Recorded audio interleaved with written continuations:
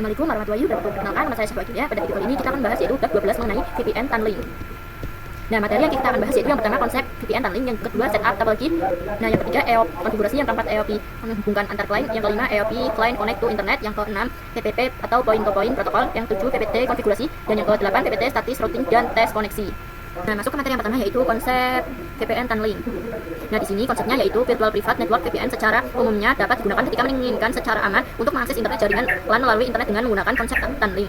Contohnya yaitu sangat luas dan beragam. Kita bisa ambil contoh sederhana ketika terdapat satu perusahaan di Jakarta yang ingin terhubung ke cabangnya yang berada di Semarang dengan bisa mengakses jaringan lain yang dimiliki secara aman. Cara kerjanya yaitu membuat terowongan atau interface virtual yang dalam perjalanan pada internet. Nah, di sini untuk gambarnya yaitu menunjukkan ke bagaimana dua kantor yaitu HQ Jakarta dan BR Semarang dapat terhubung dengan aman melalui internet menggunakan VPN tunneling.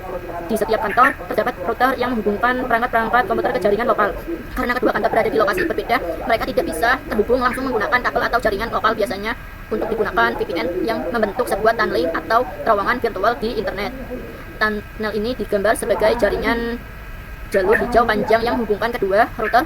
Melalui tunnel inilah data dari Jakarta dikirim ke Semarang dengan cara yang aman karena semua informasi yang melewati tunnel deskripsi sehingga tidak dapat dibaca atau tidak dicuri oleh pihak lain. Nah, di sini kita akan mengimplementasikan VPN tunneling yaitu menghubungkan antara wilayah. Misalkan terdapat suatu perusahaan yang cakupnya cukup besar di mana perusahaan tersebut memiliki kantor pusat dan kantor cabang. Permasalahannya adalah letak kantor pusat dan kantor cabang itu berjarak lumayan jauh. Oleh karena itu, perusahaan biasa menggunakan fitur VPN. Nah, di sini kita akan setting IP-nya secara statik. Nah, kalian bisa login terlebih dahulu ya. Nah, lalu di sini kalian bisa ketikkan IP address print. Nah, di sini muncul addressnya ya teman-teman. Nah, di sini kita ke R cabang. Nah, di sini sampai kita ketikkan. Lalu kita ke ini lagi, router pusat. Nah, di sini pada router pusat kalian bisa ketikkan IP address print. Lalu kalian bisa ganti namanya yaitu dengan sistem identity set name sama dengan R pusat. Nah, lalu kalian bisa ketikkan IP DHCP min client disable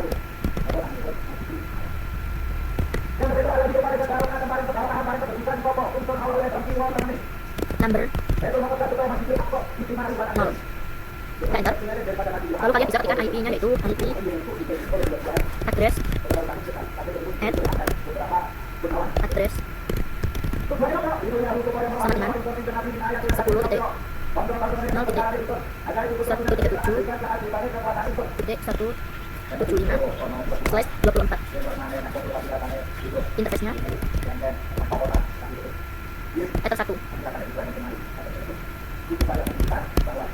Nah, lalu kalian bisa ketikkan IP address print. Nah, di sini sudah ada IP-nya yaitu kalian bisa tambahkan IP router IP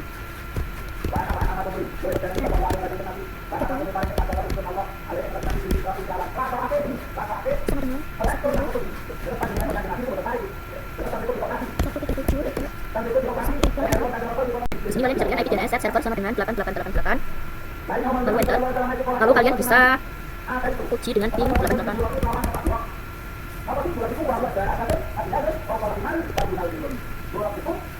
Nah, di sini hasilnya TTL ya teman-teman. Lalu kita lakukan seperti ini pada router cabang. Nah, teman-teman pada router cabang kalian bisa ketikkan kembali seperti di router pusat. Nah, di sini kita ketikkan IP address print, lalu kita enter, lalu kita ketikkan sistem identity set name R cabang, lalu di sini namanya sudah berubah, lalu kita ketikkan IP DHCP client disable number 0, lalu enter IP address address 10.0.7. Nah, di sini untuk materi yang ketiga, 4 dan 5 kita langsung aja mengkonfigurasikan pada window. Di sini router pusat kalian bisa ke menu interface. Lalu di sini pada menu interface kalian bisa klik icon plus. Lalu kalian bisa pilih pada menu IP tunneling. Untuk name-nya kalian bisa ketikkan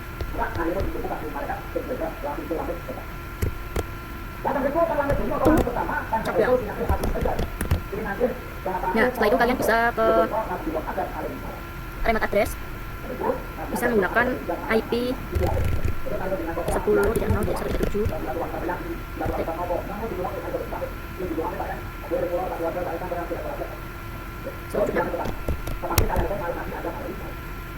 Nah, setelah itu kalian ke yang tunnel ID-nya yaitu 100. Nah, kalau sudah jika sudah kita apply lalu oke. Nah, di sini kita akan mengkonfigurasikan juga pada router cabangnya ya. Di sini kita buka inbox pada router cabang. Nah, di sini pada router cabang kalian bisa ke interface. Lalu kalian di sini bisa ke icon plus, lalu EOIP, lalu pada namanya kita ubah menjadi EOIP tunnel to pusat. Nah, pada remote address-nya yaitu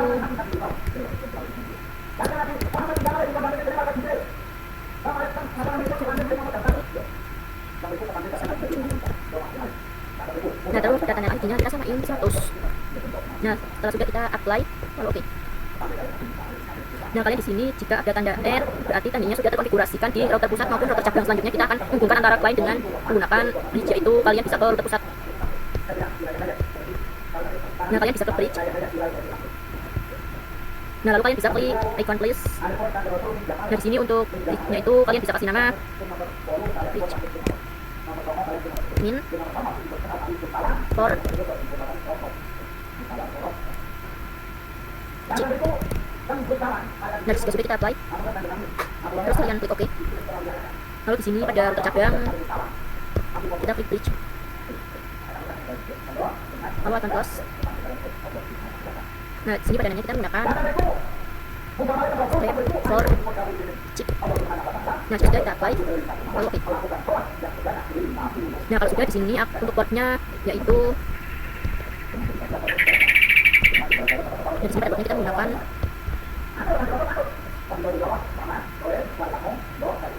ether 2. Nah, di sini kita apply, lalu OK.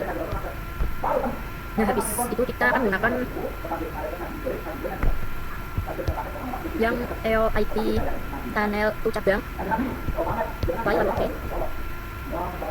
Jangan lupa pada router cabangnya.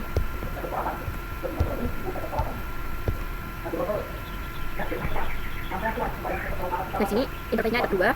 Lalu kita apply, oke. Nah, lagi di sini kita menggunakan interface EOIP tunnel to pusat, lalu apply, lalu oke.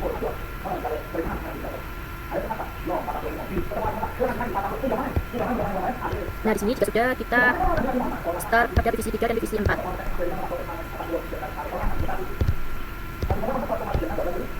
Nah, di sini kita ketikkan IP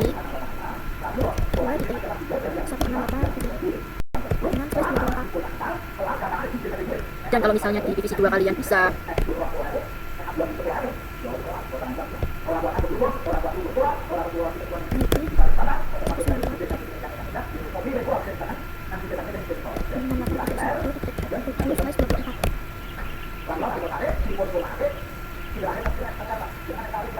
selanjutnya kita akan buat klien bisa akses internet. Kita akan setting IP address gateway-nya pada interface bridge-nya, yaitu di sini kalian bisa ke inbox pada router pusat.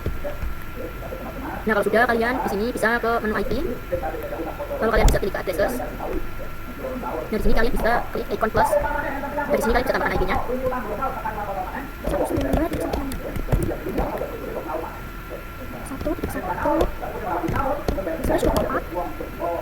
Nah, setelah itu untuk bagian interface-nya kalian bisa pilih. Nah, di sini pada bagian interface-nya kita menggunakan bridge for chip. Nah, jika sudah kita apply, lalu oke. Nah, jika sudah kalian bisa ke firewall. Nah, di sini pada bagian A kita klik icon close, lalu pada out interface kita menggunakan enter 1, lalu ke actionnya mesh current. Nah, jika sudah kita apply, lalu oke. Nah, kalau sudah kita akan lakukan hal yang sama pada router cabang. Klik address, lalu kita klik close, lalu kita masukkan IP-nya.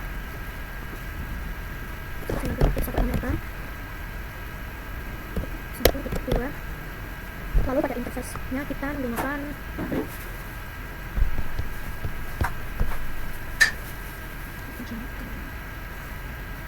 bridge for chip. Nah, jika sudah kita apply, lalu oke. Kita ke IP firewall, kita kemat, lalu klik ini pada out interface-nya kita menggunakan ether 1, lalu direction-nya mesh current, lalu kita apply, lalu oke. Kalau sudah kita lakukan pada router cabangnya, kita akan konfigurasikan di kedua divisi, yaitu di sini kalian bisa ke divisi 1. Lalu kalian di sini bisa ketikkan IP 192.1.1.6/24.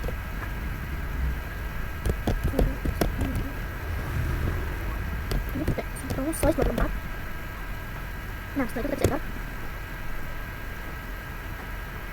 Nah, di sini kita IP DNS 8888 enter. Nah, di sini kalian bisa melakukan perujian pin 28. Nah, di sini hasilnya kita lihat teman-teman. Nah, di sini kita coba cek pada divisi 2. Nah, pada divisi 2 yaitu status IP 192.168.1.7/24 1.1/26 enter. DNS. Lalu kita pengujian pin 28. Nah, untuk materi yang ke-6, 7, dan 8 kita langsung saja konfigurasikan. Jadi PPT itu bekerja sebagai client dan server. Di sini yang akan jadi server adalah router pusat, sedangkan yang menjadi client adalah router cabang. Kita akan melakukan addressing pada router pusat. Terlebih dahulu kalian bisa ke router pusatnya, lalu di sini kalian bisa ke menu IP, lalu ke addresses. Lalu pada bagian bridge for chip kita disable terlebih dahulu. Kita hapus. Lalu kalian tambahkan bisa tekan x 192.168.1.1/24. Nah, pada bagian interface-nya kalian bisa menggunakan, pada interface-nya kita menggunakan Ether 2. Nah, jika sudah kita apply, lalu oke. Nah, kalau sudah di sini kalian bisa ke menu setting, MIP DHCP terlebih dahulu, DHCP server. Nah, di sini kalian bisa ke DHCP setup. Untuk interface-nya kalian bisa pilih Ether 1. Lalu kita next aja. Nah, di sini next aja sampai selesai, lalu oke. Nah, kalian bisa ke router cabang, lalu IP, addresses. Lalu untuk yang bridge for chip kalian bisa hapus, lalu bisa tambah lagi.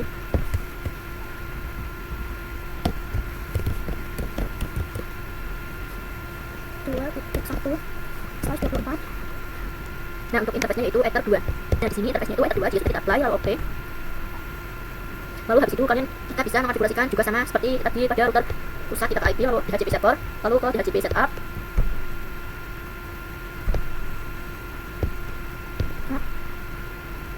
Nah, setelah itu kita next aja sampai selesai. Sudah oke. Nah, jika sudah, kita bisa lanjutkan konfigurasi PPTP. Kalian bisa ke menu PPT. Lalu untuk pada bagian script kita tambahkan. Nah, di sini untuk namanya kita menggunakan terserah ya. PPTP.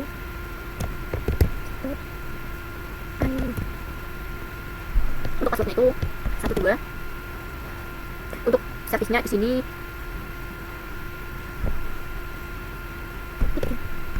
untuk servisnya kita menggunakan PPTP. Nah, di sini untuk servisnya itu kita menggunakan PPTP, lalu lokal addressnya 10.10.10.1, lalu pada remote address kita 10.10.10.2. Nah, jika sudah, kalian bisa klik apply, lalu oke. Nah, kalau sudah, di sini kita akan konfigurasikan PPTP pada klien yaitu di cabang. Ini kalian bisa ke menu PPTP, lalu ke script sheet. Di sini ke interface, lalu kita klik event close. Nah, kalian bisa klik PPTP client. Nah, di sini kalian bisa ke menu dialout. Lalu pada connect to kalian bisa tambahkan IP 0.1.37.1.75. Habis itu usernya kalian bisa menggunakan PPTP strap ani. Untuk passwordnya seperti tadi 1-3. Nah, jika kalian bisa klik apply, lalu oke. Nah, kita akan melakukan routing statik pada router pusat, yaitu kalian bisa ke router pusat terlebih dahulu. Lalu kalian bisa ke IP dan juga ke routers. Nah, di sini untuk routersnya kalian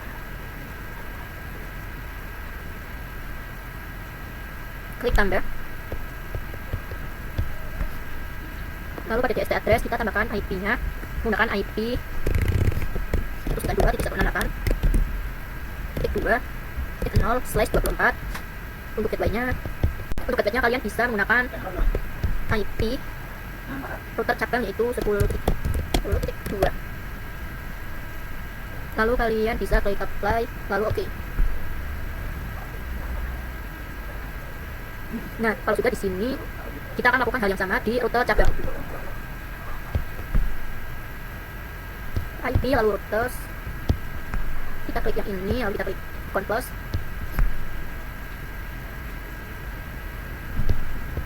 Kita klik Converse, lalu kita tambahkan IP-nya 192.168.1.0/24. Pada gateway-nya kita menekan 10.10.10.1. Nah, sudah kita apply, lalu oke. Nah, kalau sudah semua, kita akan lakukan pengujian kedua isinya. Nah, di sini kita akan lakukan pengujian pada kedua PC, yaitu kita ke PC 2 terlebih dahulu. 192.168.2.264. Nah, L2TP yaitu salah satu server PN yang terdapat di Mikrotik adalah L2P layer 2 tunneling protokol, di mana L2TP merupakan pengembangan dari PPTP L2V Network Security Protocol dan enskripsi yang digunakan untuk autentikasi sama dengan PPTP. L2TP menggunakan UDP port 1701.